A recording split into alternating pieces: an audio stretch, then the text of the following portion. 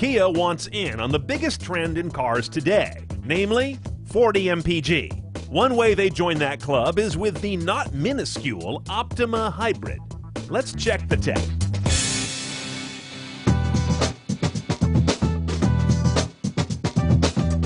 The Optima Hybrid is the Sonata Hybrid's sister. Mechanically, they're peas in a pod, but stylistically, miles apart. Kia is setting out to capture a hipper urban crowd, and in doing so, rolls in a little more standard tech than a Sonata. But none of that matters if it doesn't just plain drive well and sip gas.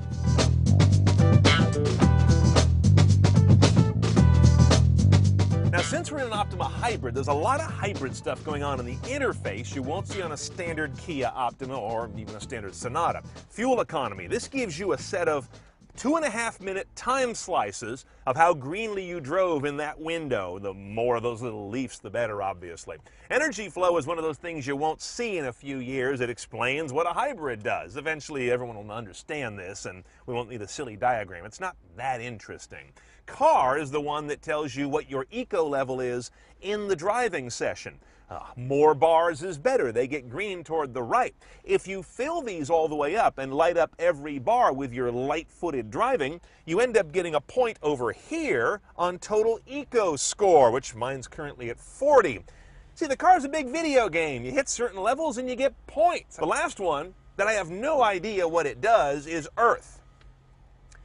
This is telling me, apparently, that my engine and my electric motor are contributing to turning the Earth. I don't think that's the case. Now, we've got a button down here that is kind of part of all this. It's Active Eco, on or off. When it's on, of course, the car behaves very differently. It's more reticent to give you power. It also is regenning as hard as it can. It's in a full kind of power conservation mode. But the response, the performance does change a bit. We'll find out when we go on the road in a little bit. You've got your battery charge gauge over there on the left side, your fuel on the bottom right, and if I roll through all these center screens, there's that eco score, my video game total. Instantaneous fuel economy is that ring. Average fuel economy is the one in the middle, the number. Let's get to the head unit. Now, we've got a nice navigation system in this car, which is not the same as saying it's going to blow your mind. It just works really well. It's rather basic. The map resolution's good. It's quite clear. I don't have a problem reading any street names. I zoom in and out with these actual on-screen buttons right here. But there's no nonsense like a bird's eye flyover, no 3D building renderings, no satellite photo overlay, none of that stuff. It's serviceable and it does the important stuff right. But notice this, and this I think is very important.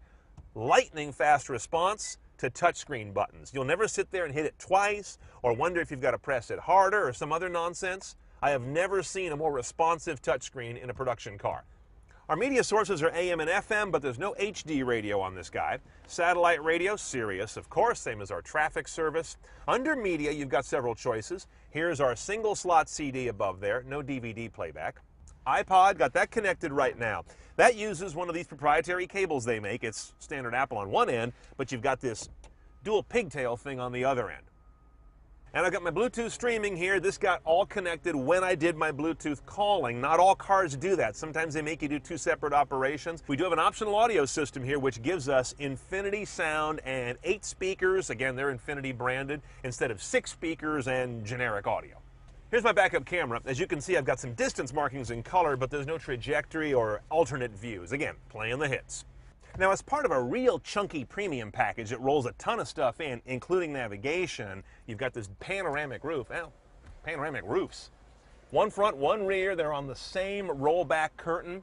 You see I've got a nice big moving panel in the front, the usual fixed over the rear, but kind of a nicety for a car in this class. Now, the Optima is a good-sized car, but you're not going to be putting a lot of good-sized things in its trunk. It's a normal-sized trunk, don't get me wrong, but check it out. There's no fold flat or just barely a pass-through for what? Skis is normally what you consider that, because along here in the middle and middle left is where the lithium polymer battery lives. But between that and that big duct there for some rear ventilation or AC, you're stuck with a trunk. This never becomes a hauler.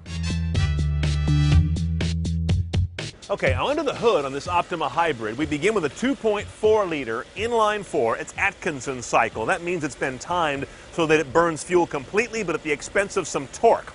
You get 206 horsepower total, 195 foot-pounds of torque out of this configuration. That includes the electric motor, which accounts for 40 horsepower and 151 foot-pounds of that torque, though they don't just add simply. This is going to give you a 0 to 60 time of question mark. We don't know yet. The testing isn't done from the various places that do that, and we don't have a track to do it ourselves. But I got the MPG for you. It's 3540. It's a good number. Better than Camry, for example, while it's costing less. But how does it drive? Let's go find out. This car drives like it's really well bolted together. That's the overall ride quality. Feels rather heavy, even though it's not a terribly heavy car. What bothered me over and over in the time I was driving it is this disconnected nature of the powertrain. There's an awful lot of stuff going on here, and it lets you know it. That's the problem. I think I'm feeling the electric motor kick in and out. I'm feeling the transmission hunt around from 6th to 3rd sometimes, trying to find the right gear when I step on it. I'm feeling the engine be gutless, but trying to do what it can when it revs up from near an idle when cruising. Bottom line is, you step on this car, you don't just get linear power, you get all kinds of things that happen that either delay or segment the delivery of power. Now, when you step on it, do you get plenty of power? Absolutely, like almost any modern car. But what I need is responsiveness more than just power. Power without that is kind of a drag to drive. So I think this powertrain needs more refinement before I'd find it enjoyable to drive, not just satisfactory. They say you can get up to 62 miles an hour in EV mode, in other words, running electric. Never approach that.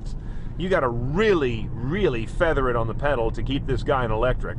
And that big EV light comes on right there, a big square one, to let you know when you've got the engine shut down, so it's very clear. Overall, I average something in the low to mid-30s MPG, depending on the day. And that includes mixed driving on a number of hills. This is San Francisco, after all.